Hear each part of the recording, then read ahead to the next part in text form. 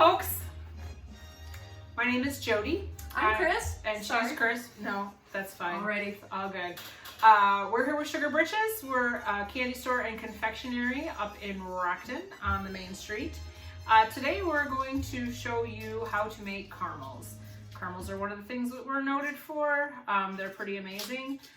We're also noted for booze in our candy, and in honor of that, we're going to drink while we show you how to make caramels. The fun thing of it is that we didn't really have anything planned. We have lots of hard alcohol, but that's for the booze, the truffles. But we did find some errant champagne in our refrigerator, because who doesn't have errant champagne in their refrigerator? And Chris is going to open it. Side note, she's never opened a bottle of champagne before in her life. So I think you're right. I should. Look at I did that. it. Look at I'm that. so excited. And it doesn't drip. Look at, I don't know if that means good or bad. Right. Maybe we should have shook it first. But I don't have a boat to break it on either. There you go. To pandemics. To caramel. And yes, to caramel and pandemics. So a couple of things that we're going to note right off the bat is that this is for online internet consumption stuff. So number one, we're not selling this caramel, this particular batch. Number two, we have washed all the things, like repeatedly. You don't wear gloves when you're cooking in the kitchen because there's so much heat that it will actually, should anything catch fire or get too hot, it will melt to your skin, and it's actually more hazardous.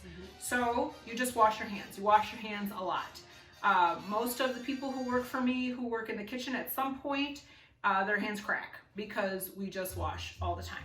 The other thing that you're supposed to do is cover your hair, because you don't want hair in your food. You don't want hair in somebody else's food. You don't want someone else's hair in your food.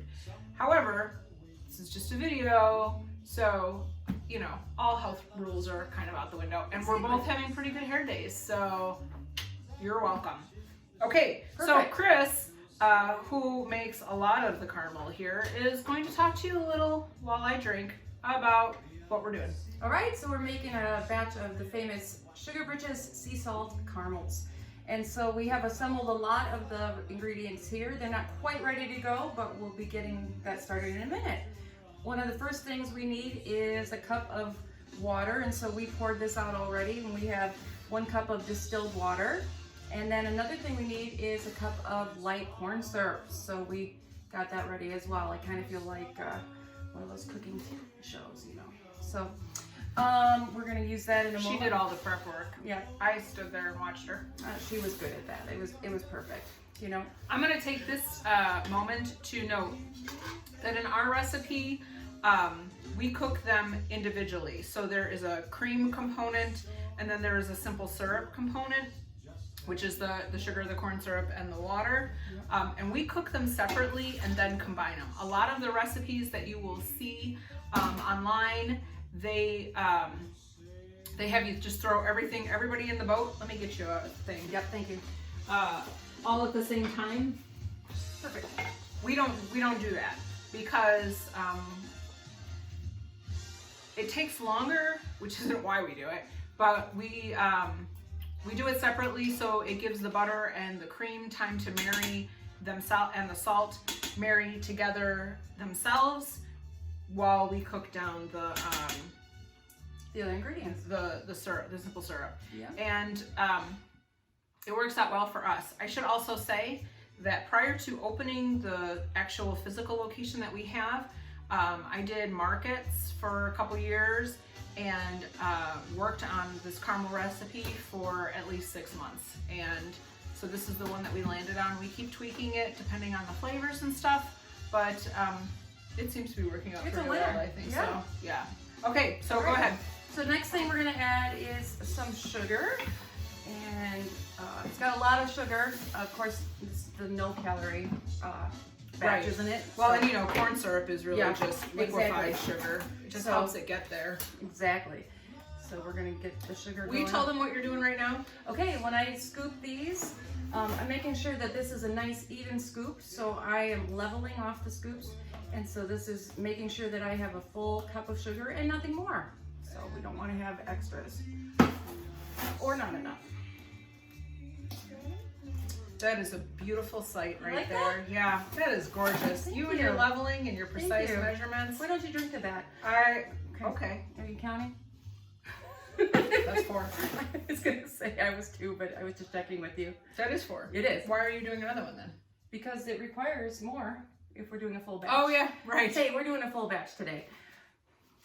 So we also do toffee, Yeah. and I like round numbers. So when we modified the recipes to make bigger batches, toffee has 4 cups of sugar and caramel has 6, and I can never remember which one is which. Even though I probably make them A lot. twice Yes. a month or so now, and not as much as I used to, but I always get them confused. It's not because I'm drunk.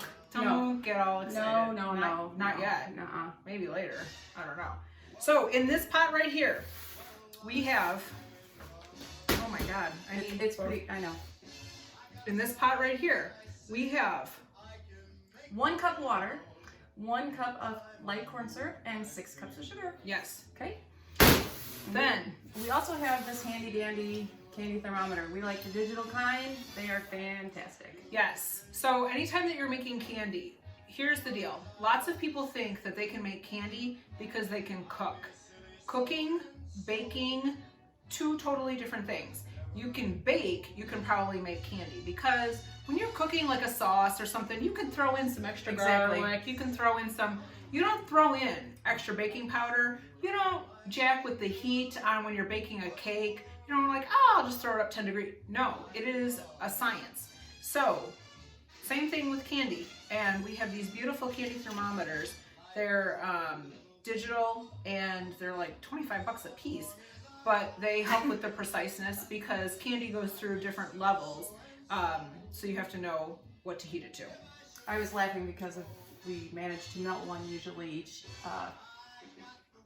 Caramel apple season. We usually melt one of these. 1 to 2. I drop them in the caramel because we use the giant pots. And Exactly. yeah, it's a wreck. So we're gonna get that heating in just a moment, and at the same time we're gonna get the other part prepared. So earlier, well, I'll start with this. We have heavy cream. This is great stuff. Okay. We actually use a full quart of heavy cream. Again, round numbers. Mm-hmm. So if you want to do this at home, you just divide it by 4, because that's probably a more manageable batch. I'll show you the pan that we're using, and you're gonna be like, what am I gonna do with all this caramel? All right. We also need some butter. We like to weigh out ingredients sometimes. So this is 10 ounces of butter, salted butter, and I'm gonna make sure that it's chopped. It doesn't have to be chopped in tiny pieces. I love that you do. I don't do that. Okay. I just throw it in one big chunk. All right, so And then hope I for just the find best. that it melts better if I chop it up a little bit. But you know, I think that throwing it in there and hoping for the best, that's a nice one too. I mean, I like that you're humoring me. Okay. Mostly because I'm drinking. You just don't argue with people who are No, not at all. tipsy. All right, so we have that. Okay. And then we need one more ingredient. You remember what that is? Salt. Salt for sea salt caramels. You can do it without the salt. We've done it without the salt. It just isn't right. No, There's something missing. Right. I didn't think I liked the sea salt at Or first. could taste it. Right, exactly. Right. And then we upped it a little bit, and you tweaked the recipe, and it is just so Yeah. good. And now it doesn't taste right unless it has the salt in it. We've made a couple things without it, and I can't remember why. It was very disappointing. It's just almost too sweet. So I'm again leveling our tablespoons, or what am I using? I'm using teaspoons. Sorry, it's the champagne. I don't drink much, so I'm using teaspoons, and we're gonna get 4 teaspoons in there.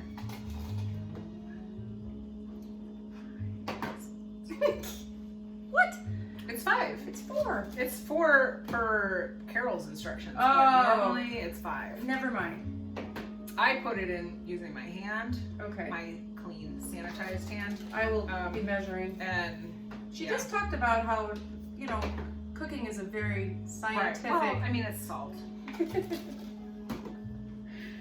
All right. Why do they even ask us to do this? Do they I don't know. I'm what so sorry. non-professionals we Viewers. are? This is fantastic, though. So what's going to happen is and we'll probably end up flipping the camera. So we cook on induction burners.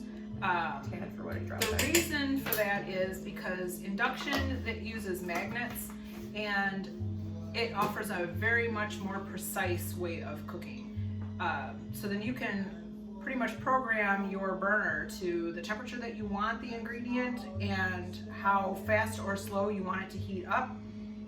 And so you're not at the mercy of gas or electric, which just is terrible because electric will just stay hot forever and burn just about everything. So that's why we use the induction burners. They're very exact.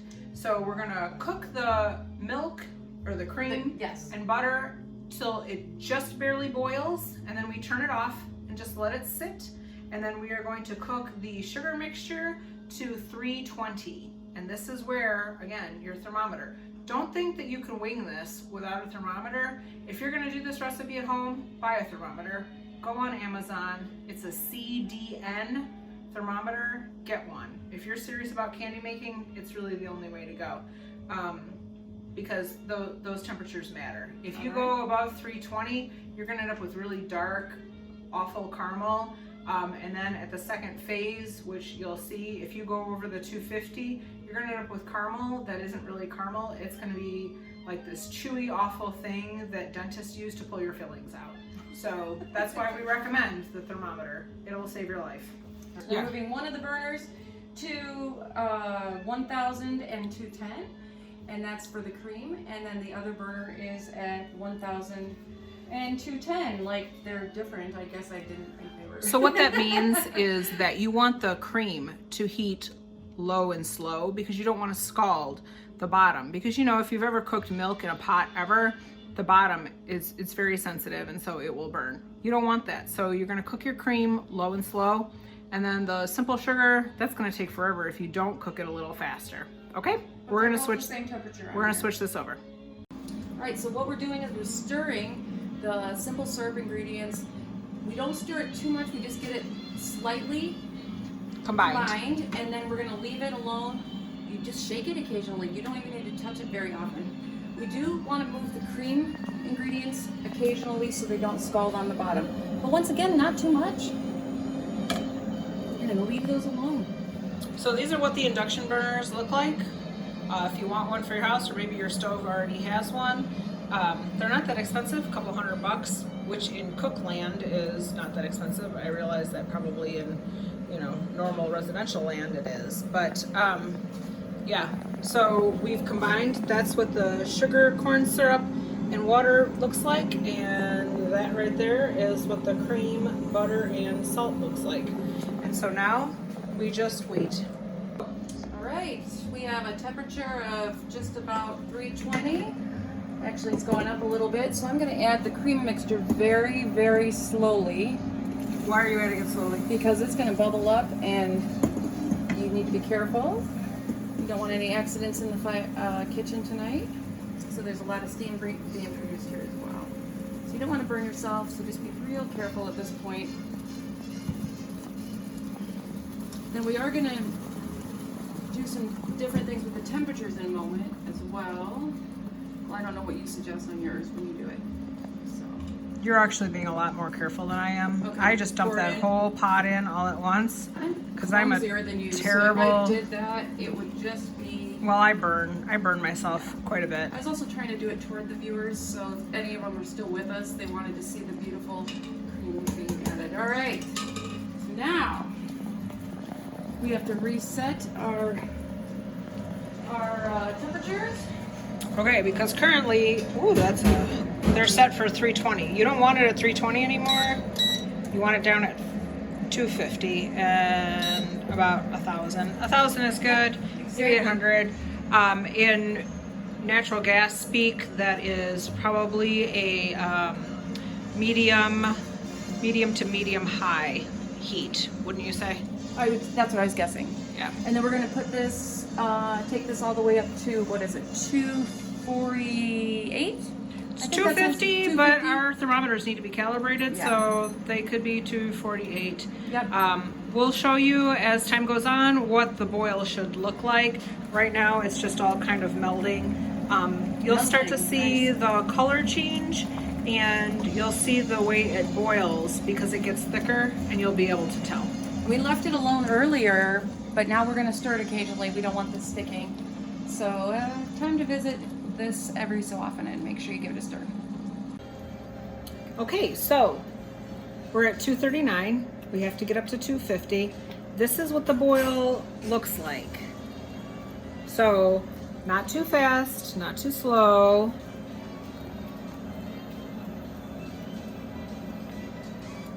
It's just a nice steady boil. Okay, so our caramel has gotten to 249, actually 250 degrees. So we're gonna bring it over there. I didn't bring anything over to lay any of this on, so just throw it on the. throw it on over. That's what the sterilized table is for. Yep. This is again very, very hot.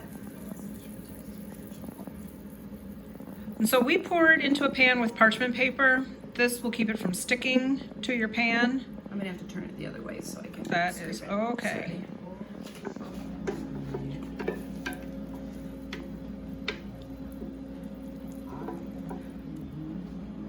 The worst part about making caramels is that after they are done and they're ready to be cut, it's the cutting and the wrapping. That takes forever. This one here makes about 250 caramels. We have, and I'll show you. Look at Chris doing all that magic. We have this neat little tool right here that we run across, and that cuts and marks them. And then we use a plain old pizza cutter to finish off the cutting. And we have pre-cut. Those things are fantastic. Caramel wrappers. You can use wax paper also. And that is salted caramels. Right there. Yep. What we'll do is we let that sit overnight, so that gives it a chance to get firm. We don't cover it or anything. We do put it on the rack there that has all the covering, so you don't want pollutants in it or anything. But if you cover it, you'll have condensation and you'll have, not our friend. Yeah, we try to stay away from the liquid. So we leave it uncovered, but in that rack, and then the next day we will start cutting and wrapping it. Yep. Chris, do you have any parting thoughts? This was fun. Thanks for watching. Thank you. Have a great one.